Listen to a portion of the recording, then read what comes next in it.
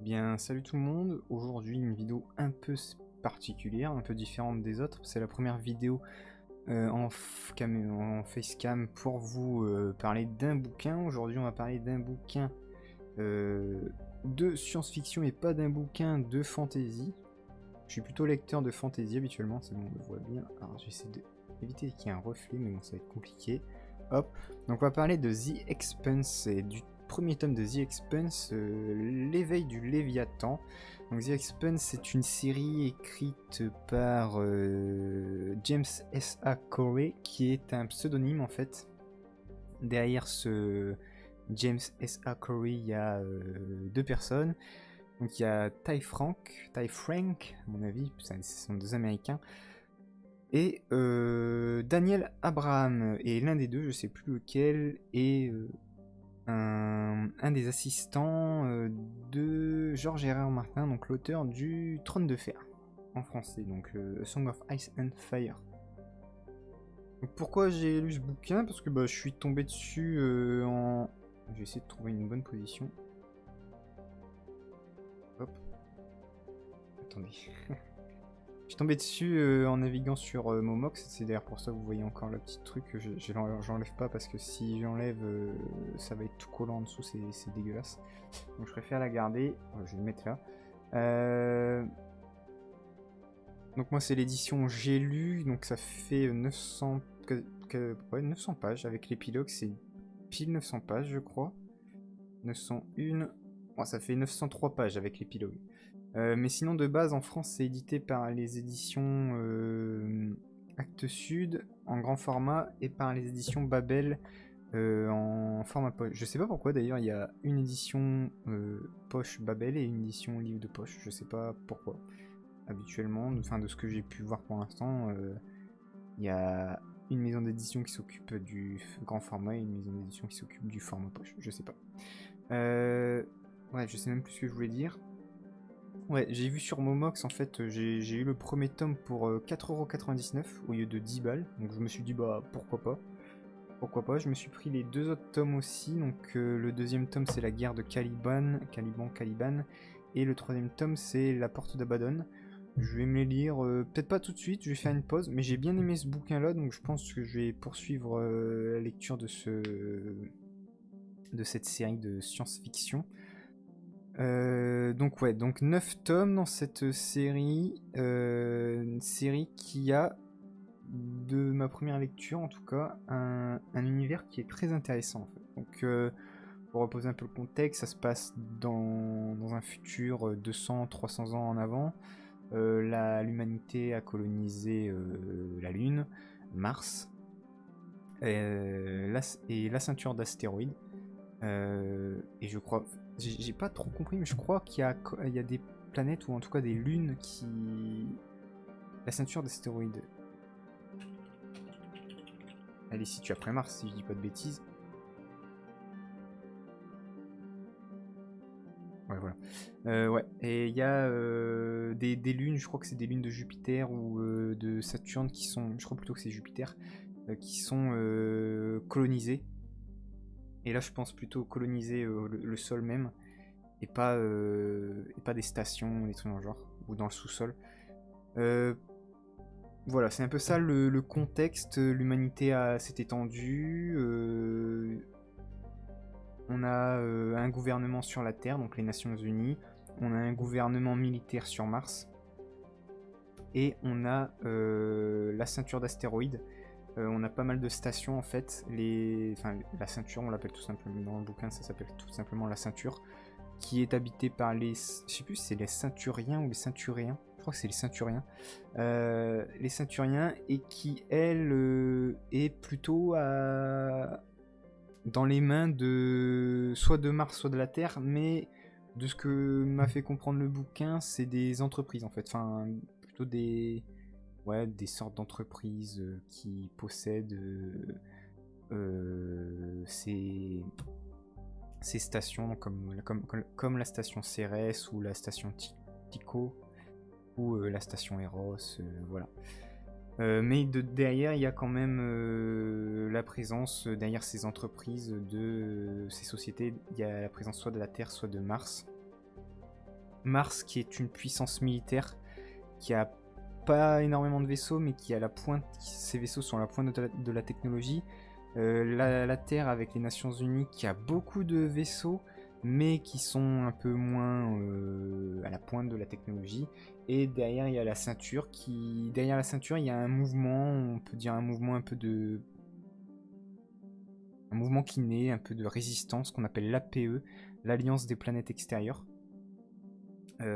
Parce qu'en fait, dans cet univers, les ceinturiens sont victimes de racisme plutôt, de la part des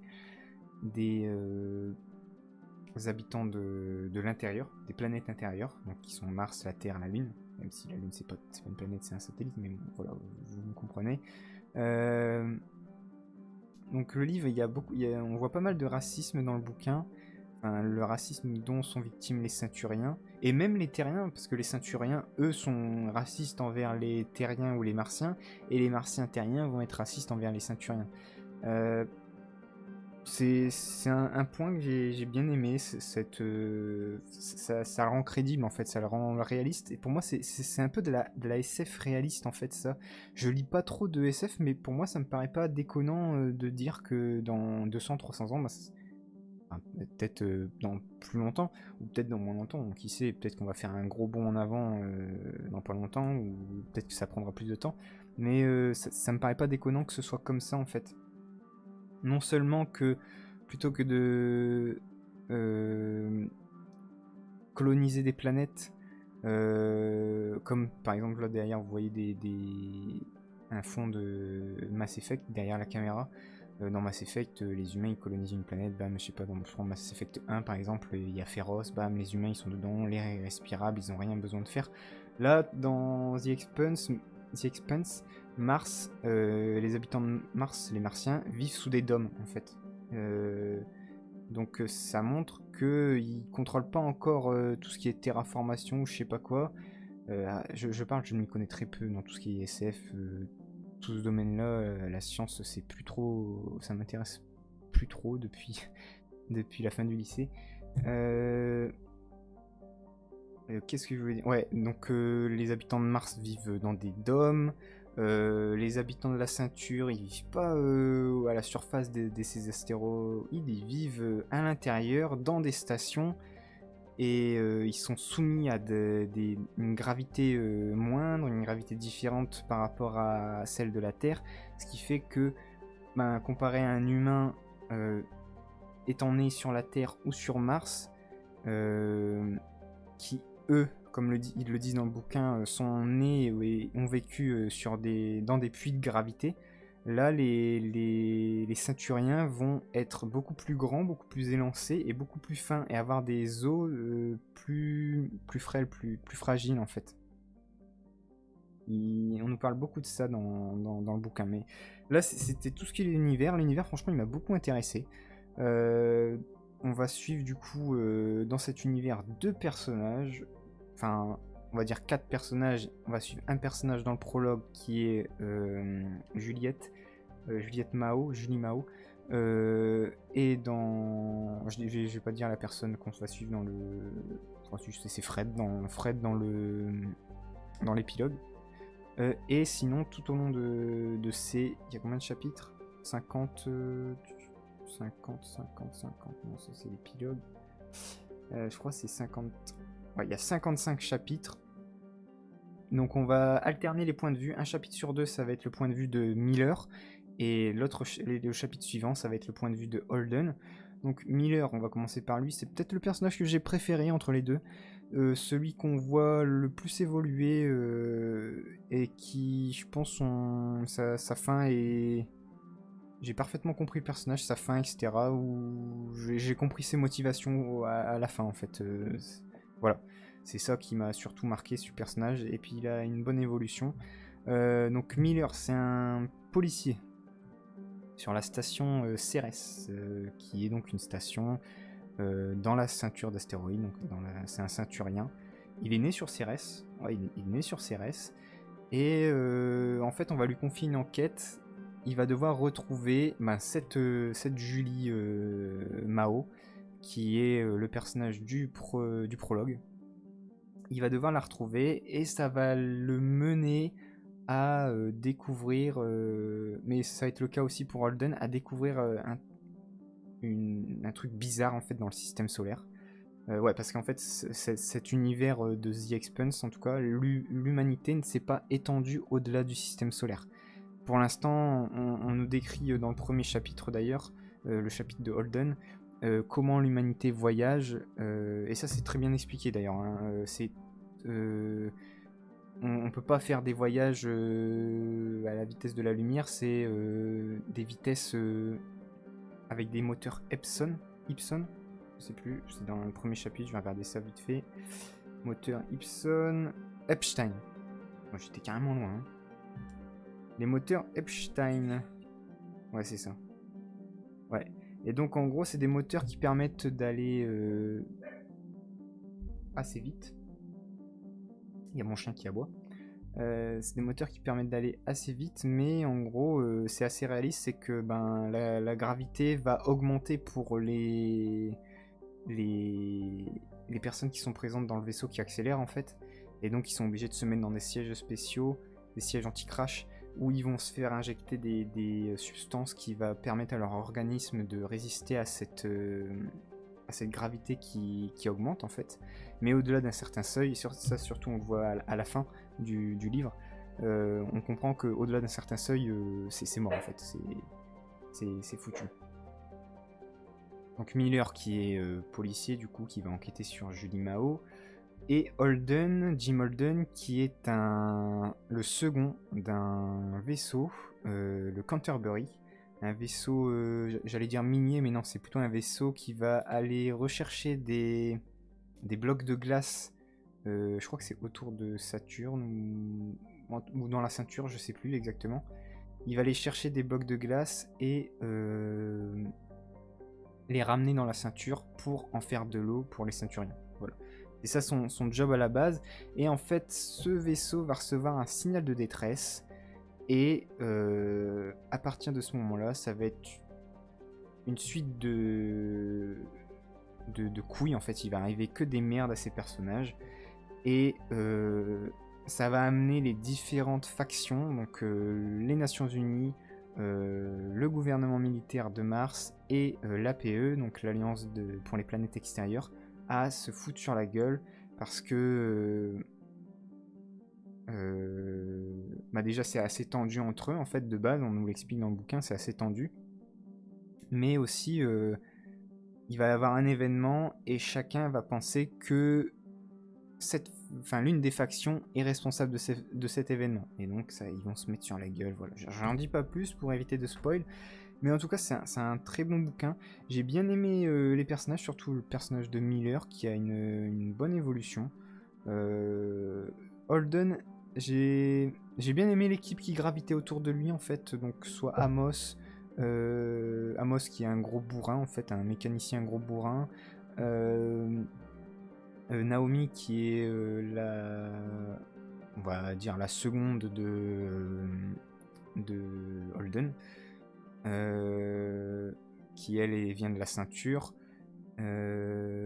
et Alex qui lui est un pilote, un ancien pilote de l'armée, de la Navy, je sais plus, de la marine martienne. Je crois que c'est ça qu'ils disent. De la flotte martienne, si je dis pas de bêtises, c'est ça, de la flotte martienne. J'ai bien aimé cette équipe qui tourne autour de Holden. J'ai bien aimé du coup, plus vers la deuxième partie du bouquin, j'ai commencé à plus apprécier le personnage de Jim Holden, qui vraiment, lui, son but du début à la fin, c'est de protéger son équipe en fait. C'est ça, vraiment, c'est son sacerdoce, c'est je dois protéger les miens. Miller, lui, plutôt, son but, c'est de trouver la vérité, de trouver cette fille, donc Julie Mao.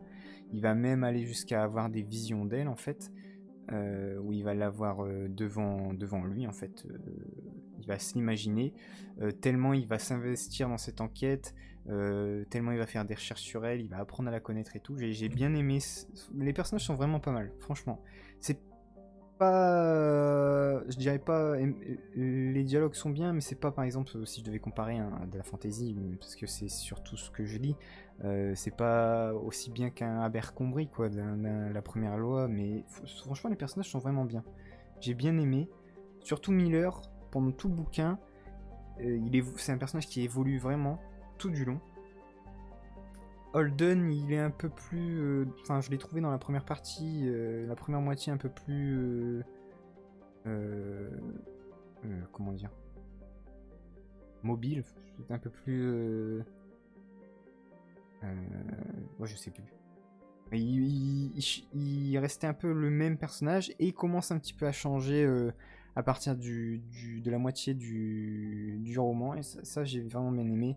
Après, il y a le personnage de Fred qui est un personnage intéressant aussi, qui est une sorte de légende en fait dans cet univers. Un personnage qui vient de la Terre mais qui au final, pour des raisons politiques, se tourne plutôt vers l'APE, pour son idéologie en fait. Et puis derrière tout ça, il y a un gros mystère en fait, c'est l'apparition d'un... Je vais pas dire ce que c'est exactement, mais sachez que c'est pas tout. The Expanse, ça se résume pas à ça. En tout cas, ce premier tome ne se résume pas à Pampan. D'ailleurs, j'ai plutôt apprécié les batailles en fait. Au début du bouquin, on va surtout vivre les attaques des vaisseaux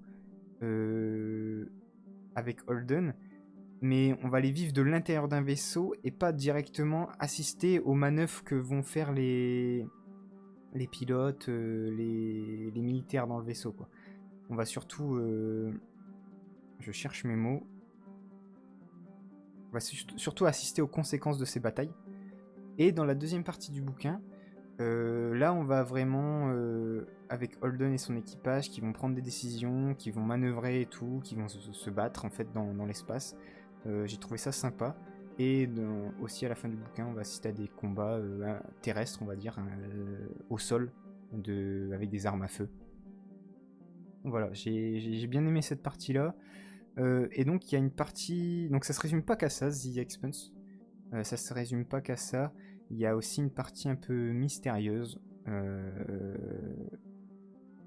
va découvrir quelque chose en fait. Et tout ça va être lié au personnage de Julie. De Julie Mao, on va découvrir quelque chose et voilà, c'est quelque chose qui peut potentiellement être dangereux pour l'humanité tout entière, et donc les personnages vont tout faire pour éviter que l'espèce humaine ne soit exterminée. Voilà, c'était un peu... c'est tout en fait, c'est tout ce que j'avais à dire sur The Expanse, le premier tome. J'ai vraiment bien aimé. Je pense m'intéresser dans quelques temps Je vais faire une pause et m'intéresser dans quelques temps au tome 2. Donc le tome 2 qui s'appelle La guerre de Caliban. Caliban, je sais pas. Et aussi, pourquoi pas, voir ce qu'ils en ont fait avec la série, parce qu'il y a la série The Expanse. Voir ce qu'ils en ont fait. En tout cas, regardez la première saison. Je crois que la première saison adapte le roman, le premier tome. Voir ce qu'ils en ont fait, si j'arrive à me... Si c'était comme ça que je me représentais les choses. Et voilà. Voilà. Cette vidéo était peut-être un peu confuse, c'est la première fois, j'avais quelques petites notes, mais c'était beaucoup moins rédigé que quand je fais des vidéos où je parle juste en fait et il y a des images en fond. Voilà. J'espère que ça vous aura donné envie de vous intéresser à ce bouquin. Il est vraiment pas mal. J'ai pas lu beaucoup de SF. Je crois que c'est... J'ai lu le premier tome du Vieil Homme et la Guerre. J'avais bien aimé. Et je crois que ça, c'est... Bon, est-ce que Métro 2033... Ouais, c'est de la SF.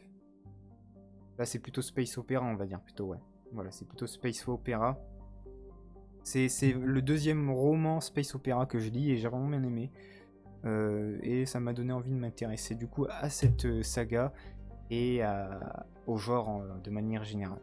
Donc voilà, j'espère que cette vidéo vous aura plu et je vous dis au revoir.